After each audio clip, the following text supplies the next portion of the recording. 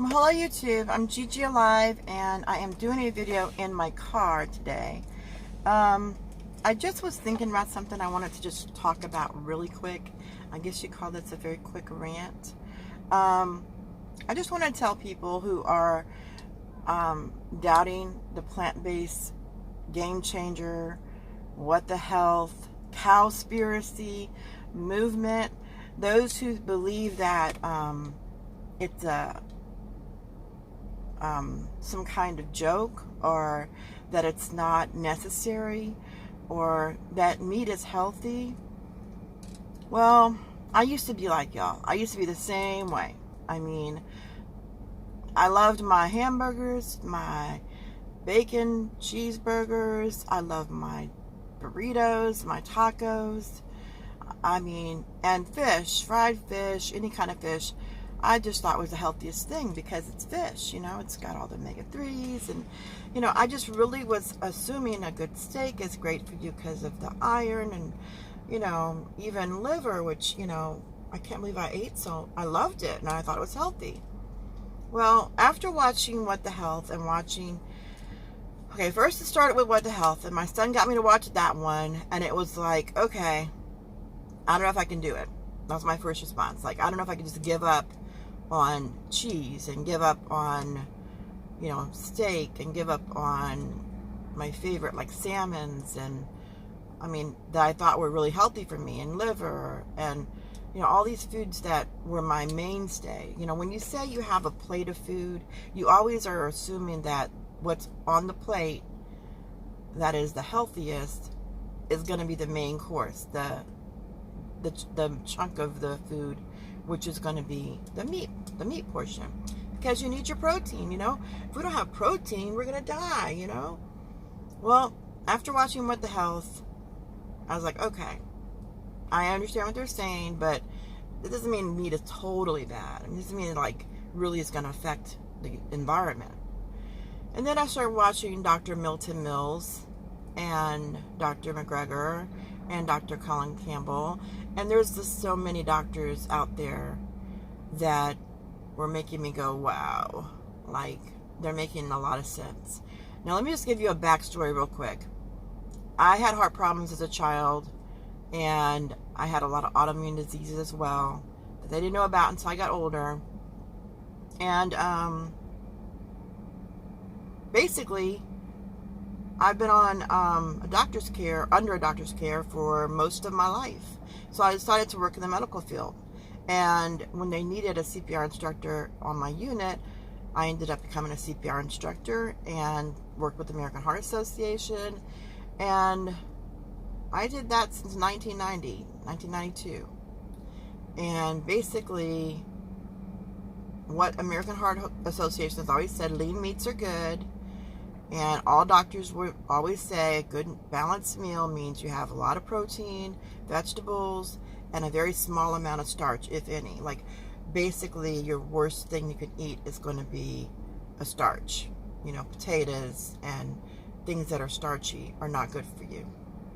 Even vegetables that are starchy are not good for you. So you want to focus on your meat as your protein, and then have a nice, you know, leafy salad or something like that. No one really talked to me much about how important it was that not only am I getting a salad, but I'm also getting a vegetable that is an important vegetable, and what the vegetables can do to help you, like mushrooms, asparagus, Brussels sprouts, of course, spinach, greens, all kinds of greens, green beans even, and beans in general are so great for you. Beans are awesome. So no one really was ever telling me about this. So when I started watching these documentaries and I started investigating for myself, and then I decided I was going to become a plant-based consultant with the Colin Campbell's program with eCornell, it just really, oops, got a fire truck every time I do a video at my daughter's dance school. It's only done it once before. But anyway, make this a quick rant, not a long rant. Basically, it really opened my eyes a lot about how we were not educated in nursing, working in the hospital, even doctors in medical school, they're not educated on the values of healing yourself with plant-based diet. And it really is discouraging that people will think they know something because they're a dietitian. I had one of my dietitians tell me after I had my bypass surgery, well, I know you're plant-based, but what meat do you eat? I'm mainly plant-based, meaning that I occasionally will have some fish, occasionally, but I'm trying to give that up. And I occasionally will have some eggs, I'm trying to give that up. And I'm occasionally having some cheese. Now, when I say I'm mainly plant-based, this is what I mean. It's like, well, you need to increase that because you need to get your protein, especially after you're having a bypass surgery. Now, the highest weight I ever was 270, 278 actually. And I'm down now, but I got even smaller. And then that was like in 2014. And then I got cancer, and I got lupus, and I got thyroid problems, and psoriasis. And so basically they ended up putting me on steroids, which make me get this fatness around my face, my neck, and also changes my metabolism. But also I had a menopausal surgery where, I had a surgery that caused me to go into menopause, which also can cause you to have a change with your metabolism. So even though I had the bypass surgery, diet is still very important. Don't think you get a bypass surgery and all of a sudden your stomach gets, smaller and you can just, not eat as much. But you still have things that you can get down, like potato chips, like drinks, like coffees with sugar in it. So I still have like wine even. So I still have to remind myself, if I'm going to really be on this world and do this plant-based diet, I have got to truly focus on what's healthy for me to eat and what goes in my mouth. So that's why I started doing these plant-based recipe diets videos, because I wanted people to see that I'm really doing it. And I posted on Instagram as well.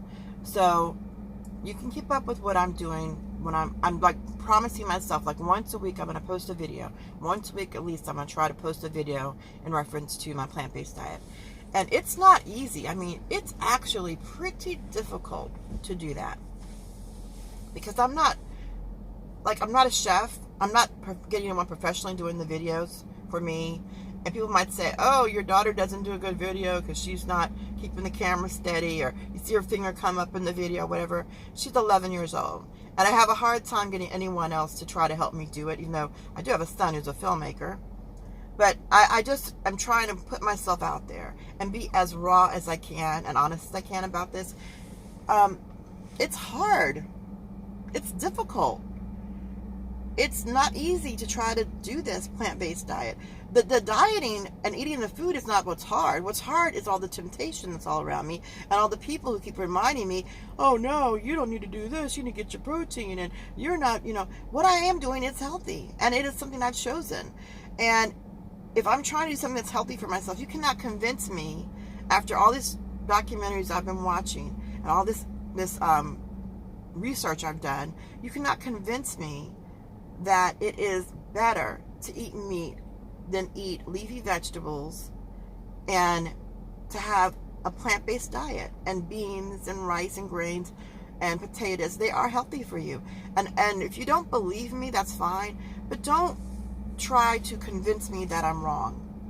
Don't try to convince me that I need to have meat in my diet, because what science has told me, and this is what is key, you need to really understand, I'm not doing this because, and yes, I do love animals, but I'm not doing it because of the love for animals or the pain that they're in or suffering. I'm not. I mean, I do love animals, but that's not, I'm doing it for selfish reasons.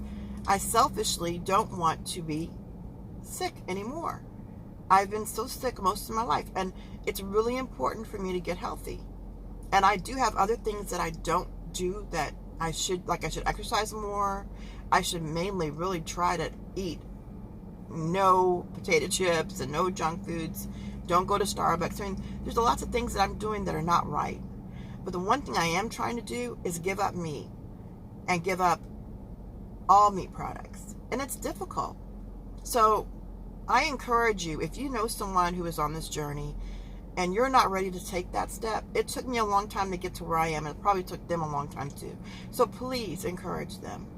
Because if I started to talk about all of the illnesses I had, we'd be here for another hour.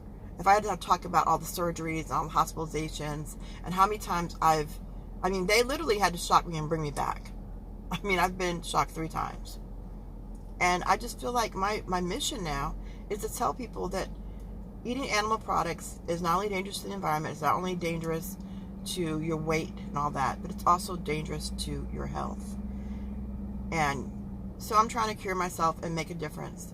Hopefully I'll lose some weight because I want to get to a good weight in the next couple of months. So now that I'm really trying to force myself to not do the other bad stuff, and I'm giving that kind of up for Lent, I'm hoping by the end of Lent I'll be able to give all of that up, and I'll be able to really be wholly plant-based, vegan. And I'll see if my weight goes down, and I'll see how much my health is helped by it. So anyway, that's my goal for the next couple of months. And I appreciate a thumbs up. I appreciate a subscription if you can subscribe. And also, I appreciate anyone who can share this video. For anyone else out there who is struggling with this process, know that it is a process. It's not an overnight fix. But I do believe and have hope that it's going to change my life. And I hope it can change yours. Please like, share, and subscribe, and have a great night.